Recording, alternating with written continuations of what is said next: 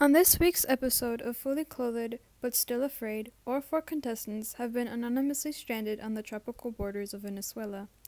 The Amazon rainforest is home to many dangers, being residential to many large bugs and predators. Our contestants will have to use their heads to have a chance of survival. The human space of the Venezuelan Amazon rainforest has had an extremely high precipitation rate of around 208 in June. The rainy season has struck our contestants in the tropical and hot all year round season.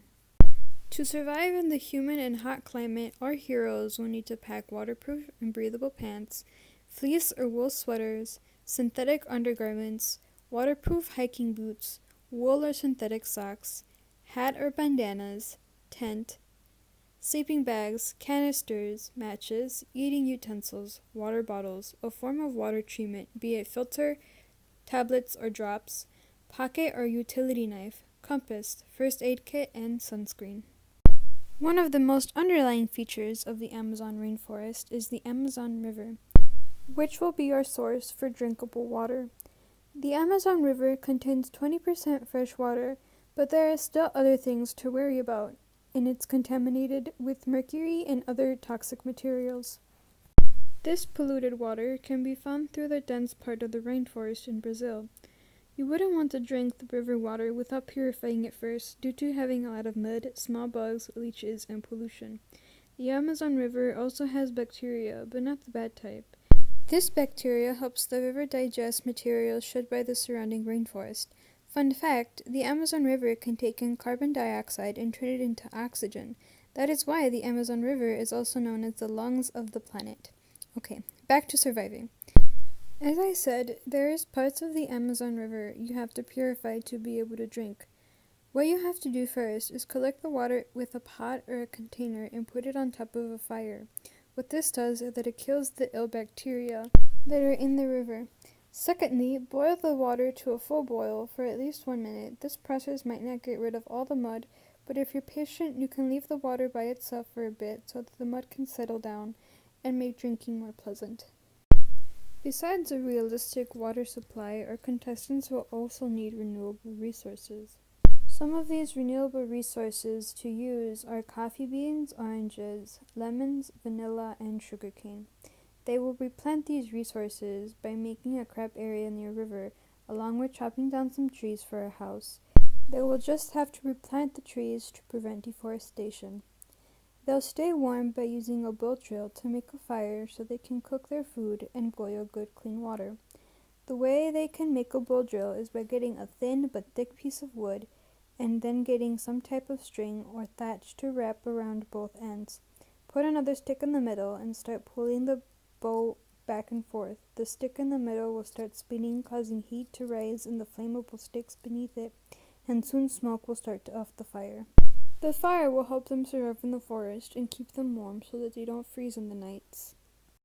On the topic of plants, in the Amazon there is a good variety of them, fruits and vegetables, all around the place. But not all of them are good. Lucky for you, I have some plants and other fruits and vegetables you can eat. The first thing to find, which everyone is familiar with, is a pineapple. The pineapple is found under the ground with thick leaves around it and other bushes. Be careful, little one. Pineapple is usually guarded by a black-haired, pink-toed tarantula, but don't worry, she's a friendly spider. The next thing that you can eat is called a cupaca. The cupaca is found in the trees. The food looks like an oversized kiwi with brown color and fuzzy skin.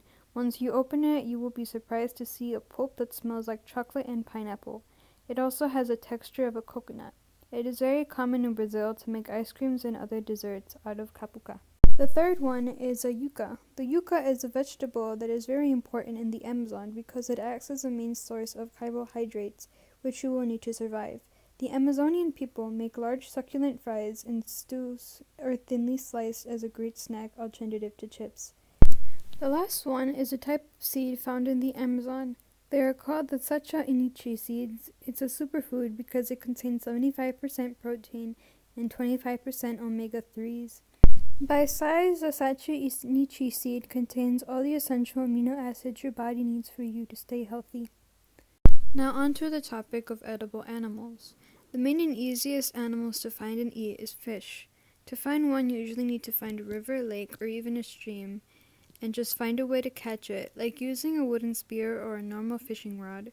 One fish that you may be surprised to eat is a piranha. It is not that bad since you wouldn't be thinking about it as much as you planned on surviving. The piranha is a fish found around the rivers. To catch them, you need to find any sort of meat, even a dead animal would do. The second animal you will find is a deer. Surprisingly, they could be found in a rainforest. Deers are pretty fast, and the best way to catch a deer is to set up a trap to catch them. Once you catch one, you will have enough food for a couple of days before the meat rots, and you can skin the deer to make clothes out of its fur to make any type of shelter and blankets. You can also eat some types of geckos, lizards, and frogs found in the rainforest, but the best way to avoid any type of poisonous and venomous ones is to determine the color of their skin. If they have a very vibrant color, for example, red, it is more likely to be poisonous. The last animals you can eat are bugs. Most of the bugs are very poisonous, as the previous animals listed above. The most common eaten bug is a grasshopper. They could be difficult to catch since they jump, but you'll find a way if you haven't eaten in a while. Grasshopper is eaten raw, not cooked. It tastes like fruits, or so the experts say. And when it is cooked, it tastes like a weird kind of vegetable. Other types of food that do not include plants or animals can be bacteria, fungi, archaea, or protists. One type of fungi that is found in the Amazon rainforest is called an oyster mushroom. The oyster mushroom is edible and has a white color, and is always layered with more oyster mushrooms. Even if the natives don't eat it, it is still edible.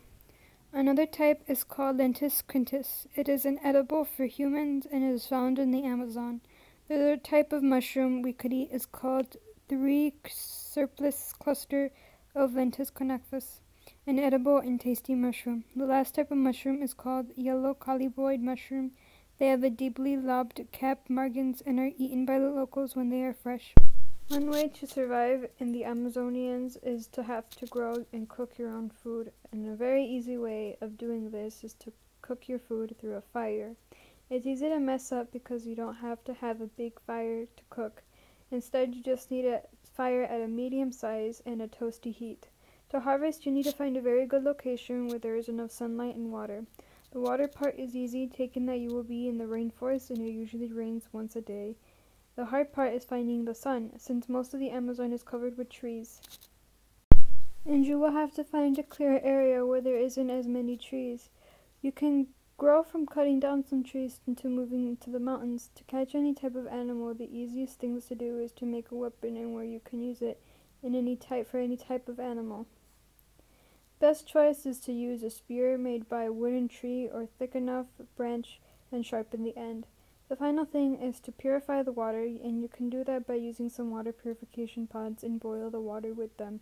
Or if you don't have anything, you can collect the rainwater. Due to increasing amount of organisms, the food web is largely vast and includes many organisms.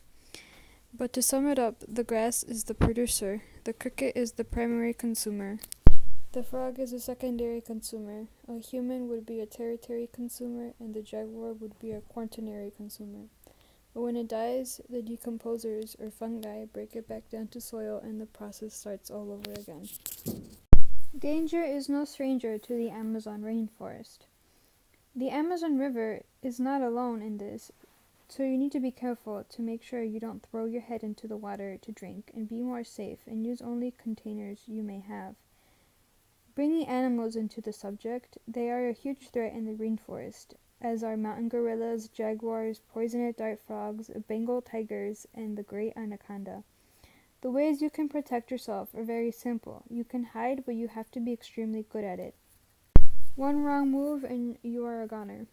Also, camouflage can work. You need to blend into the environment to trick the predator's eyes, like optical illusions trick us. Another one can be scaring them away, but please do not do this. This automatically makes you a goner because the animal would think you're challenging it to a fight. Warning colors can work due to predators that have dealt with poisonous animals will remember their colors and stay away from them. Lastly, if the other options don't work, you need to attack. By this I mean you might need a knife or something sharp with you to attack back. You can also take a branch and sharpen it from the end to defend yourself from the predator. as well as having a way to protect themselves from predators. They will need medical plants. Some medical plants are wasai, lapacho, champombilla, and Brazilian suma.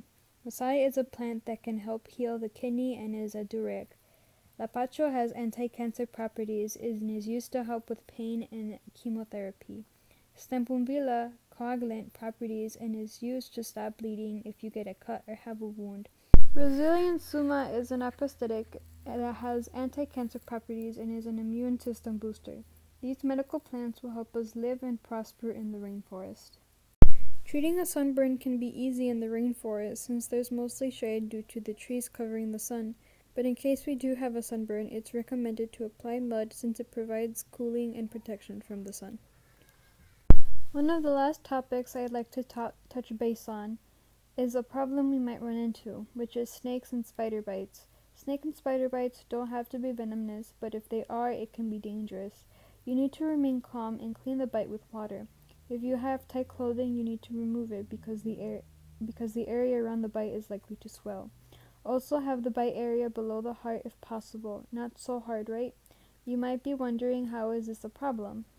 Well, you see, you need emergency help when it comes to this situation, so as you can see, we're talking about that we are in the middle of the rainforest trying to survive, so that's a problem we are likely to run into, but don't worry, because it's not likely to bite if you don't bother the animal. In order to preserve the rainforest, our shelter will be made of logs and leaves along with clay or mud to fortify it. The trees will be replanted where they were cut down, and they will be used to hold up the house and make it sturdy, along with keeping it off the ground so that there are less animals entering. The leaves will be the roof and make sure when it rains, water doesn't leak in. The mud or clay will cover any holes in the house and will be like insulated in a regular house and will help keep in the heat. And to all, a good night.